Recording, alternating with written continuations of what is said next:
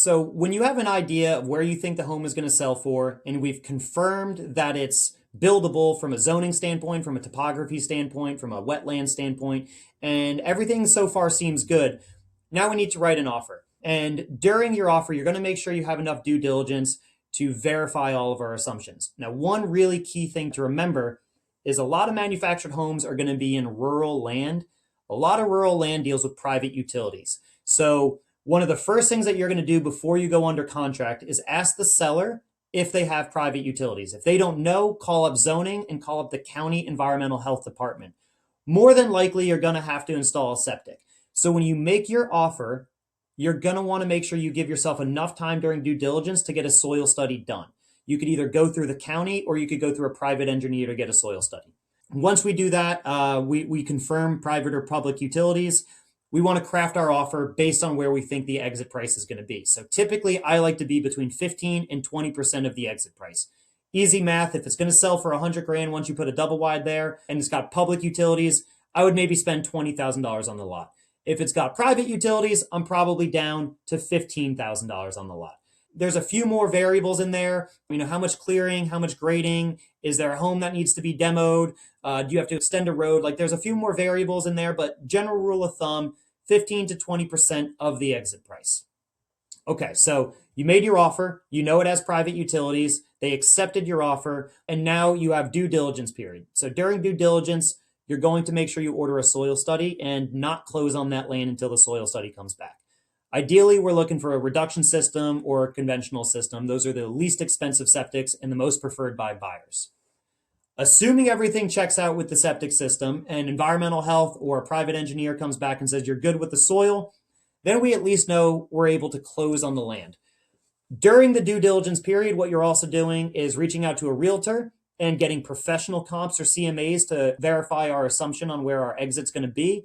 And we're also making sure our GC has gone through that checklist and given you a price for each line item that is a hard quote. We don't want estimates at this point. During due diligence, we want to get as close as we can to what that build cost is going to be. During all this, we also have to figure out what home we're going to be picking. So don't overcomplicate this. Don't make this too crazy. It's an investment. It's not going to be emotional. We're just going off of the numbers. What I like to do, where I am in North Carolina, I break it down by good, better, best. For me, if I'm selling between 200 and 240, that's a good home. I'm doing entry level, basic home, 3-bed, 2-bath, 1,500 square feet. And I pretty much use the same home every single time. It's a Champion Prime 2856. I rarely deviate from that. I'm a manufactured housing dealer, so I could go right to the factory and order it myself. If you're not a dealer, go find a manufactured dealer, post in Facebook groups, post online, find yourself a manufactured dealer that'll help you get a home at wholesale price. If you're 240 to 270, that's my range. I'd put that in the better category. 270 and up, I'm in that best category. So again, try not to overcomplicate this. Work with the dealer to figure out what home you should be putting there. Work with the realtor to figure out what home we're going to put there. But for me, 3-bed, 2-bath, 15 to 1,600 square feet is my bread and butter. All right, we picked out the home that we're going to be ordering. We have a quote from our GC on total costs. We know where our sale price is going to be. And we've gotten our soil study back. It might have taken 3 weeks, it might have taken 6 weeks, but we had our due diligence period. The soil study perked. We know we could build. At this point, we close on the land. And ideally, you're going to order the home as quickly as you can, because if you're ordering directly from a factory, it's going to take anywhere from 4 to 6 weeks to get that home built. During that 4 to 6 weeks, we are full steam ahead on making sure the land is ready for delivery. So what that means is we have to clear the land, we have to grade the land, we have to get a construction entrance built, and we have to get permits. That's the most important thing. You cannot deliver a home until you have building permits, improvement permits, and construction authorization. To do that, go through the zoning department and the environmental health department. They'll help you figure out the process to get the permits in place. But do that as fast as possible because your dealer can't deliver the home until those permits are in place. During all that, we're also going to build a foundation. We're going to pour footers and we're going to get cinder block piers. Your general contractor should be helping you sub this out and finding the right people, but you're going to need footers and piers before the delivery could happen. So once the delivery comes, it's delivery day. We get the home set on the foundation. Takes about 2 days, give or take, to properly set the home, remove the axles, remove the wheels, get it strapped down to the foundation, make sure it's permanently affixed. Once we're attached to the foundation, we hook up all the utilities, whether public or private, get all the utilities hooked up, do some trim work. You got to marry the two sides because we have two double wides coming together. So we marry the two sides, trim out the middle so there's a transition strip there and it looks like a natural blend. We do the decks, the porches. We do brick skirting once our utilities are hooked up. You could do vinyl if you want. You could cinder block if you want. I prefer brick skirting. After the brick skirting and after the decks and porches are done, you do your final backfill. You do a little bit more grading. You go through a couple engineering certifications. And at this point, you should be good to get your certificate of occupancy, which is your CO. That certificate of occupancy is the most crucial thing because now you could either list or sell the home.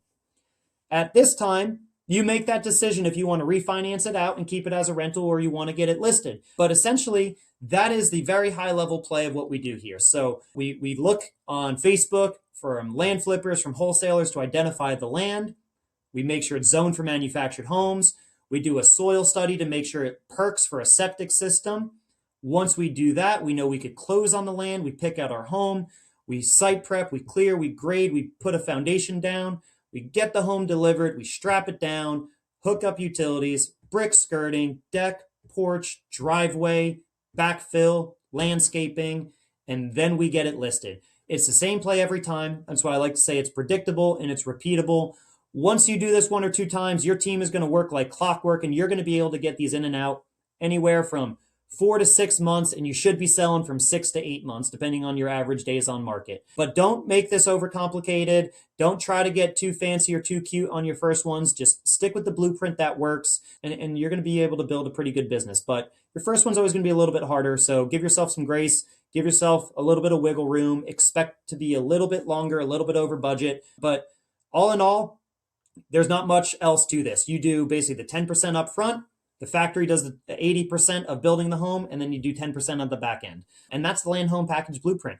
If you want to dive in deeper, if you want to learn more, if you want to actually have a full breakdown on every single one of these line items, hop into our premium membership. We have way more content in there, hours worth of video content that breaks down every single one of these in detail. But we got Q&As every Thursday at 10 a.m. Feel free to hop onto the Q&As. And happy to help you get your first deal across the finish line. Thanks for being here.